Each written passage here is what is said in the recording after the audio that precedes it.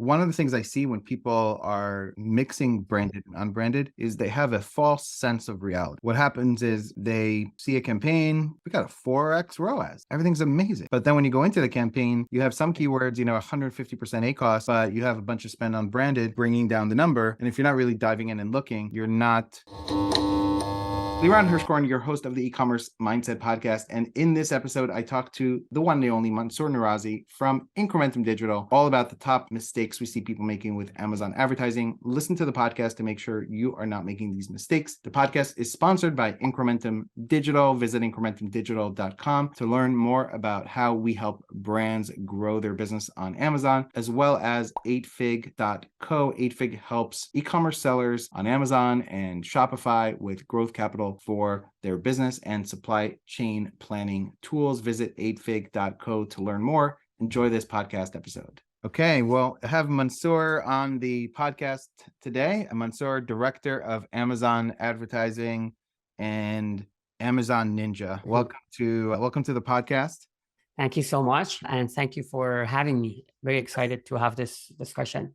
Yes. So we wanted to create a podcast and talk about some of the top mistakes we're seeing that people are making with Amazon advertising, cover those mistakes so that you don't make the same mistakes. And if you're not managing your own ads, you can see if the person either on your team or somebody that you hired or an agency is also not making these mistakes for you.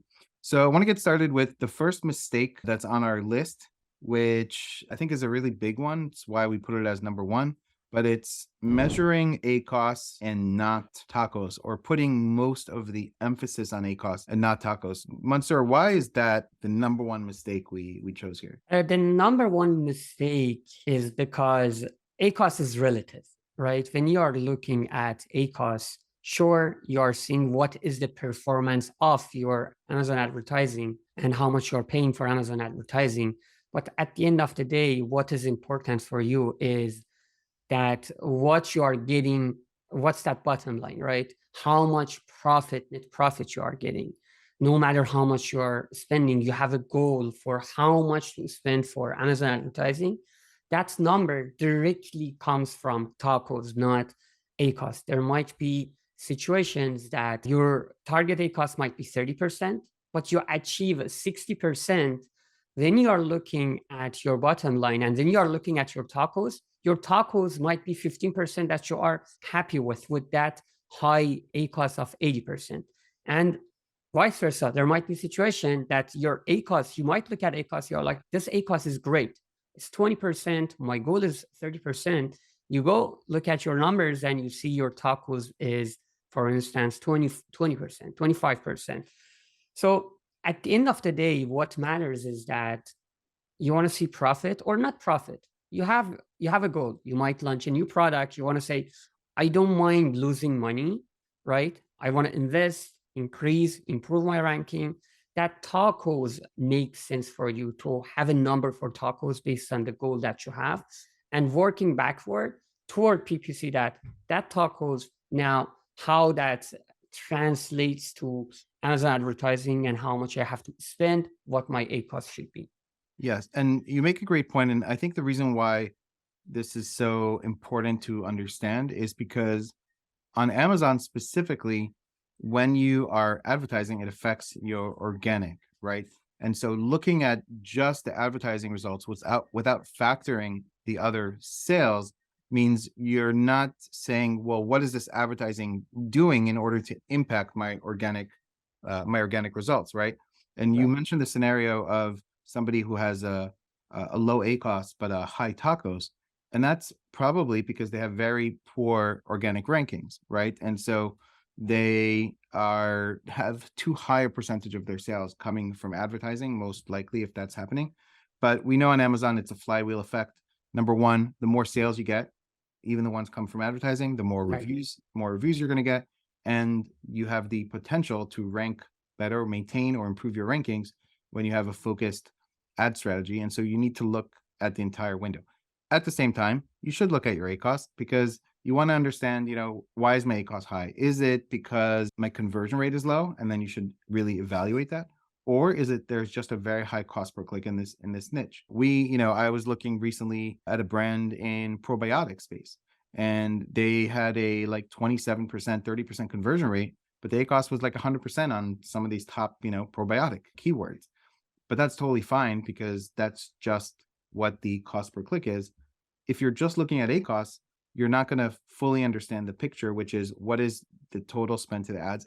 And if you're just looking at ACOS, you also are not understanding the lifetime value of that customer, which is another metric that you should be tracking and understanding. There's tools that you could do it, or you can download all your orders every single month and track that encrypted email, the customer, because that stays the same. But again, if I was just looking at the ACOS, I would say, well, this first purchase is not profitable, but I also need to understand the life cycle of that customer, and I need to understand my total picture. So it's important to look at both. But when we manage accounts, the metric we try to encourage our clients to focus on is tacos, because that aligns with your margins a lot better. Let's talk about campaign segmentation as our second big mistake that we see. What are some common mistakes we're seeing when it comes to campaign segmentation? Well, this is by far the biggest mistake that we see when we have new clients we see they make, is that this segmentation is not in place.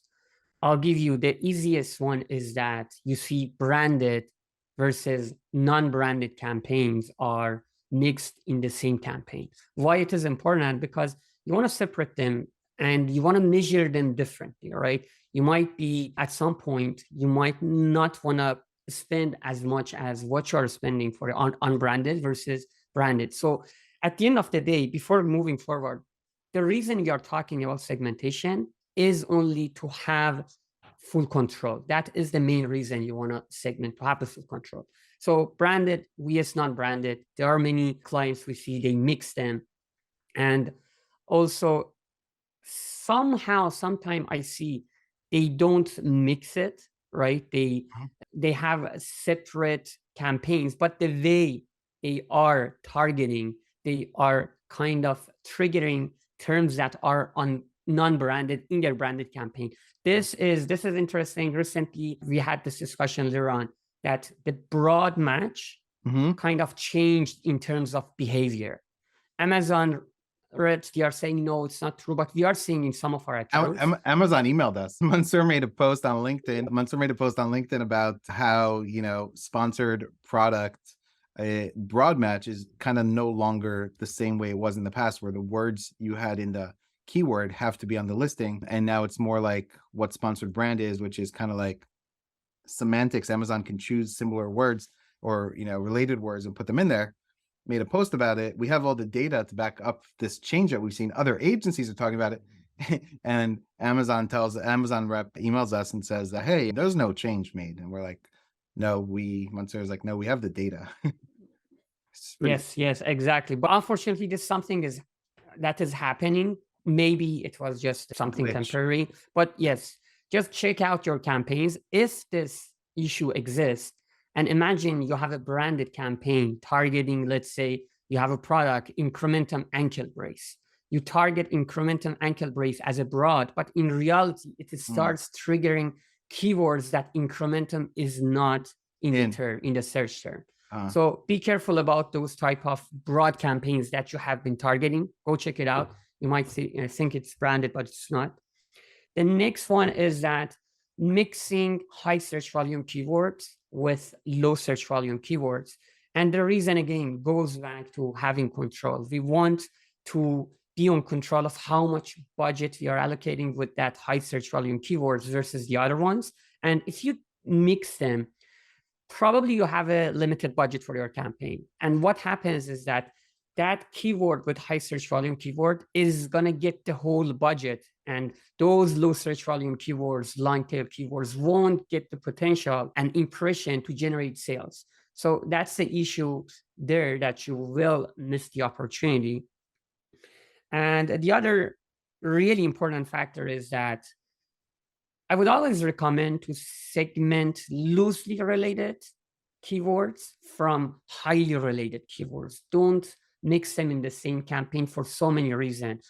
And one of them is that Amazon kind of looks at campaign as a whole and how you're performing. Then you have a loosely related keyword. Of course, the ACOS, the conversion rate won't be as good as the other ones. When you mix them together in the same campaign, it could impact the overall performance and how Amazon is looking at that campaign. So it's a great practice to try segment these keywords as well. Yeah, and what I've seen also, we do a lot of audits on accounts, and probably, I don't know. I mean, we do hundreds of audits on accounts on a year. We probably, who knows, maybe have done 400 or 500 audits in the last year or two. And one of the things I see when people are mixing branded and unbranded is they have a false sense of reality. Okay. What happens is they see a campaign, we got a 4x ROAS, like everything's amazing. But then when you go into the campaign, you have some keywords, 150% ACOS, but you have a bunch of spend on branded, and that's, bringing down the number. And if you're not really diving in and looking, really, you're not helping your ranking. And maybe there's some cannibalization if most of your sales are just coming from branded on ads.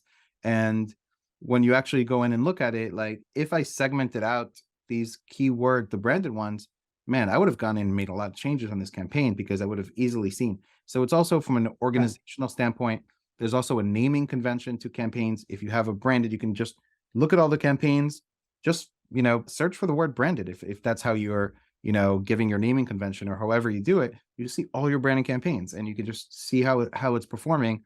And organization is very important part to managing. The biggest mistake we see non-professionals in managing campaigns is a very poor organizational structure in terms of the naming convention. We can look at a campaign and generally just by the campaign name, we have an idea of what's in there, what the strategy is. And it's very, very important to do that. And I would add on top of this, if you're using software, you must segment branded and unbranded, because with software, every campaign that you have, you're giving an ACOS target typically, which is what controls the bidding optimization. And you don't want to give, your category keywords, let's say ankle bracelet, the same goal. You might be ankle bracelet, very important keyword for you. You might rank for it. You might be willing to go to a 50% ACOS. Are you willing to go to 50% ACOS on your branded? What if one of your competitors starts bidding up that branded term? Do you want to? At that point, maybe you just say, listen, I'll just let them, people are going to buy it organically anyway. I'm not going to pay that much, right? And so you're going to want to have different goals for your branded keywords and unbranded. And if you're using software, you have to separate it really in order to get those different goals. Let's talk about a controversial one. I would say somewhat controversial. Search term isolation. There's some tools that offer it. Some tools do it by default. We use Perpetual. Perpetual offers it, but we never turned it on. I can think of maybe some instances where we might, but generally speaking, search term isolation is a mistake. Maybe Mansoor, you can explain what is search term isolation and why we recommend against it. So search term isolation is the idea of driving the traffic for a search term to one single campaign. So what it means, if you want to drive the traffic to one campaign for ankle brace, you go to other campaigns, negative exact ankle brace in all campaigns, negative exact ankle brace as a phrase match and exact match in other campaigns to make sure you are driving the whole traffic to one single campaign. So let's give an example so people understand it. I'm targeting ankle brace in a broad match campaign. I would then negative exact ankle brace in that campaign. So why am I targeting it? Because I'm looking for other search terms that will pop up on a broad base, right? Like large ankle brace or whatever, right? Even though that's a phrase match too, but other keywords that are other search terms that will pop up, but that exact term I want to drive to my exact match campaign. So I'm negating that specific exact match in the broad. And then I'm also going to take the phrase match and I'm going to negate the phrase match in my broad campaign. Right. And I'm going to negate exact match in my phrase campaign. So I'm driving phrase to the phrase. Broad will be true broad, which is they're not together. And then the exact match will be in the exact campaign. And so, and also as I have new search terms that convert, let's say from a broad campaign, I'm going to do the same. I'm going to take that term, add it to exact, negate in the broad and phrase, so I can drive a funnel down ultimately to all converting keywords will ultimately just be an exact. And you would think maybe that's a good strategy. I'm being very targeted. So why do we say don't do it? First of all, just to the example that you mentioned, let's say you have lace up ankle brace, right? Now, this lace up ankle brace, you might have some campaigns that targeting lace up ankle brace in exact, phrase, and broad. You negate in a way that we discussed, but you have to keep in mind lace up ankle brace will be triggered from ankle brace, phrase, and broad, right? From the broad one, and we haven't negated that. What's Right. going to happen is that now you have to go over all your campaigns to negate these terms if you want to really follow that isolation rule, which Right. will make it complex. This is the first thing. You are dealing with a complexity. You might forget. You have to have exact understanding of what campaign you are creating, how very you have to negate it. So to play a little bit of devil's advocate, there are tools like software tools like that you can just turn it on, right? It'll do it automatically for you. So Yeah, you potentially take away the complexity if right. you have a tool. Yeah, doing it manually is kind of a big pain. So the complexity that I mentioned comes actually from next point, that you need to understand how placements work, right? We have different placements: top of search, rest of search, product detail pages.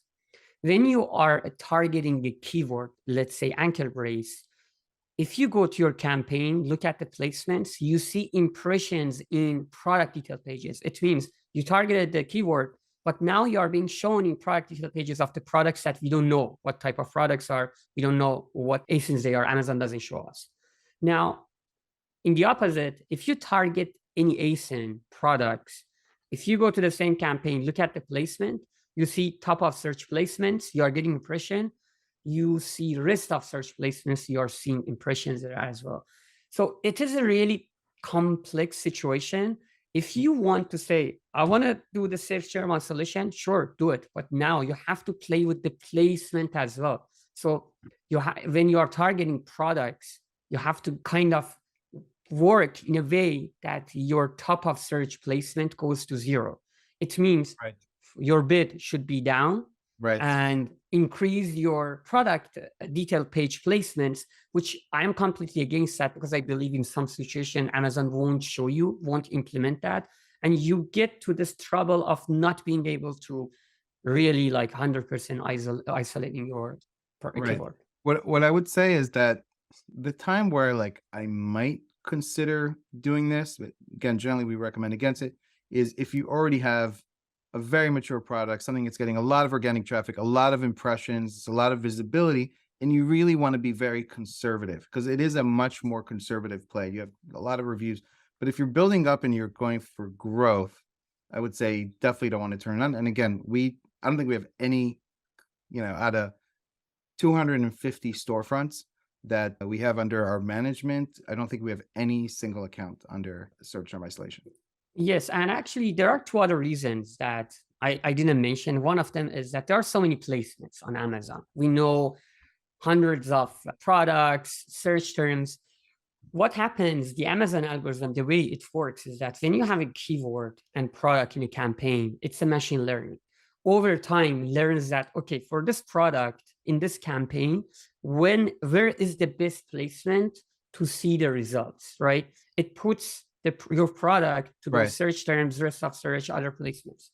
Now, let's say you want to do the isolation. You see a keyword converted. You want to take it out, create a campaign in exact, fine, do it.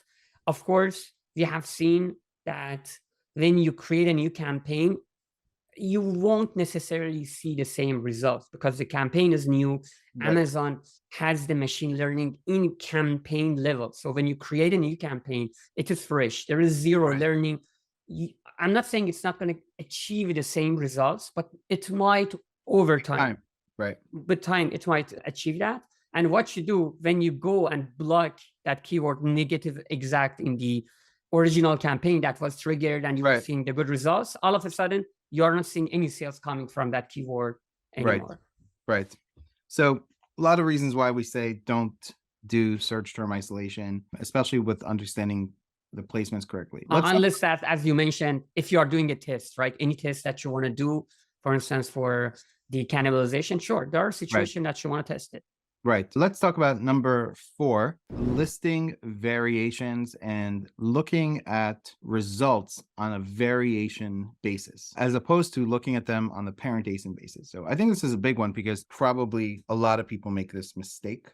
And so what I'm talking about is, you have 4 variations on the listing, and one is performing at a 30% ACOS and one is 5% ACOS. Why can that be just an illusion? Right. So this is another one that it's a big mistake some brands and managers do, is that they look at every child ASIN individually and they decide we put aside that we want to look at the tacos, right? Let's Right. talk about tacos. This child variation has a high tacos of 30%. This one has 5%. So the one which has a 5%, it is doing great, but there's something wrong with the other one. This is wrong for so many reasons. One, the final answer is that you have to look at the variation as a whole and in parent level. What is the tacos in parent level? What is the ACOS in parent level? The reason behind that is that first, you need to understand how Amazon does the sales attribution for the listings. Let's say for our product, Incrementum ankle brace, you have 4 sizes: small, medium, large, X large. And I'm going to exaggerate this, you are just advertising the medium one. You are not advertising any of the other products. So what happens is that your medium one showing up for PPC, a customer clicks on the medium, goes to your listing, but doesn't purchase the medium. They purchase the small version of your product. Now, what's going to happen? This spend will be allocated to the ASIN that was clicked, which is the medium. But the real sales in total sales, when you are calculating the tacos, is showing up for the small one. So Right. when you are looking at the results, you might see, oh, the spend for medium is high, No sales. drastically high, no sales, or the sales are in a way that your tacos is 30-40%. But if you look at your parent level, you might see that your tacos is 10 to 15 and everything is fine. Why is the reason? The reason is that the customers clicking on the one that you're advertising, but they are purchasing the variant. Do you think it would be better if, it's a little weird if Amazon assigned a sale to the medium where there's no sales on it, but do you think there's like a fix for this for Amazon side that could sort of make this better if they did, maybe they would assign the ACOS, but would put some kind of like other, Well, in terms of ACOS, you see that, right? Right. Because in terms of ACOS, that medium got the click, medium PPC sales in a campaign dashboard is there. Is attributed. Yeah, attributed.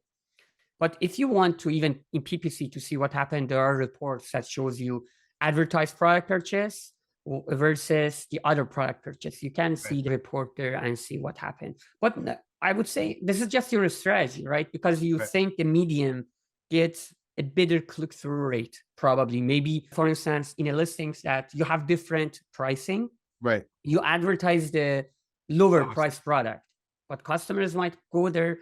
And why it's a good way to advertise the lower? Because the click-through rate is higher, you bring more traffic, and then the traffic might purchase the bigger one, the one with 2-pack, 3-pack, upsell. So that is why looking at the variant is totally wrong. It doesn't give you the whole view of what's happening in your listing unless your variants are totally different in a way of, if you are selling a mattress, one is king, one is queen. The person who's looking for king is not going to go and purchase queen size, right? So these are the kind of exceptions. But overall, in 80% of the situation, for the variants that we see, you have to look at the parent level tacos. Right. Okay. So make sure you're looking at parent level and not just the variations. Let's finish off with mistake number 5, which, I think we're calling this the getting too fancy mistake. Right. And why, what do we see as far as, getting too fancy, and why is that a mistake? Like, it's kind of like advanced strategies. Well, it's a mistake because It goes back to that 80-20% rule, right? I would say it's a yes and no mistake, not 100% mistake. But first, you have to cover your bases. You have to make sure you are taking off your foundation, which are, first of all, we talked actually here, Right. segmentation, bid optimization, negation, Right. making sure you are diversifying to all ad type, making sure these are in place, and then getting fancy. I see many managers that before doing this stuff, they go after any kind of shiny things that Amazon releases. One Right. of them is search query performance that I have been talking a lot. Right. Yes, there are great information there, but if you are not really structured, if you haven't taken care of your foundation, there is no reason to go look at there. Right. Or if your product is on page 2, there's no reason to go look at something that gives you a detail that's not going to help you. So first, you have to make sure you covering the bases and then getting fancy, because getting fancy can kind of take you away from Yes. looking at the big picture and being successful with your Right. product. It's like before you go test bid up and down, or like all these kind of things that are available, get the basics right. And also when we talk about the basics, like first of all, on your listings, right? Are they set up to convert? Do you have A plus content? Is your A plus content what old school A plus content, which I see a lot? I was talking to somebody today. It's mostly text, their A plus content, right? Do you have sponsor brand custom image, right? Does your storefront look good? Do you have pages segmented correctly so you can send traffic to the right pages for your products? All these basics so that you're really set up to convert the traffic and take advantage of what Amazon is showing you before you go into building sponsor display audiences, right? Which is a CPM model, not likely, more brand awareness, not focused on ROAS necessarily. And before you get fancy, make sure that you have, like you said, all the basics covered. And if you do that, you're probably ahead of most of your competitors, or at least a lot of the competitors that maybe don't necessarily have those basics covered. And we see this all the time when we do audits. Why do you have $400 spend on this search term and no sales and it's still running, right? That's the Right. basics. And that's the things you should cover. You were gonna say something. No, I just wanted to mention something about the testing, that even if you want to do any testing, I'm always in favor of testing anything. The mistake that I see people do about that is that they test with high budget. Whatever you want to do, if you want to run an audience, you don't know what the results are. This is your first time, or even if it's not for your first time, you're testing to see how the performance is. Start small, give it a lower budget, optimize, and then scale. I have seen many issues with that you start with high budget, all of a sudden you have a huge amount of waste because you put budget for something that you didn't know how it's going to work. And you were mentioning before we hit the record button about making too many changes, right? Too quickly. Yes. As another thing people do. They're too anxious, or too like, okay, we see these results, it's 5 or 6 days in, and let me go and make a bunch of changes. And also too drastic of changes, especially if you're using software and you don't understand how that software works, right? So you have a software, you're like, oh, I'm not getting impressions. I put in a 20% target ACOS, I'm not getting impressions. Let me raise it to 60% target ACOS. Well, you just 3x your bids, right? Do you know where your bids are? Did you check them in Seller Central? Do you know what the ramifications of that is going to be? Go check in Seller Central. Maybe you're just under the suggested bid. Maybe go to 30% ACOS and wait a day or two and see if you get some impressions, right? Instead of coming back after 5 days and saying, wow, I really blew up my budget, because I kind of over adjusted, right? Right. And again, making changes. The algorithm needs to learn. You need to get data. Don't make too many changes. It's kind of like, Warren Buffett says, people who cannot control their emotions cannot control their money. And it's one of those things, right? Like when everyone's selling stocks, he's buying. When everyone's buying stocks, he's selling. And it's kind of one of those things with ads, like especially with ads, because this is like your money, right? And people get very emotional with your money and waste and, results and all these things. And you may make emotional decisions, and you want to step back for a little bit and ask yourself, well, what would like the top ad manager kind of do here in this situation, right? And Yes. sometimes you don't have the experience and knowledge that when you make this change in a software, you should go check in Seller Central and all these things. But you should think about it from, you know, kind of like managing your own stocks, and like, what would an investment manager do? And versus, would he sell the day, everything drops, or, would he be buying the day everything drops, right? So kind of like the way you should think about, managing, and don't get, it's the same thing with investments really, right? Kind of like want to buy and hold the S&P 500 before, and start to know what you're doing before you start trading options and derivatives or whatever, right? Kind of similar. So this was really good, Mansoor. Anything additional you want to add to this list of mistakes, or anything else important people should know? I think no, we discussed everything. Great.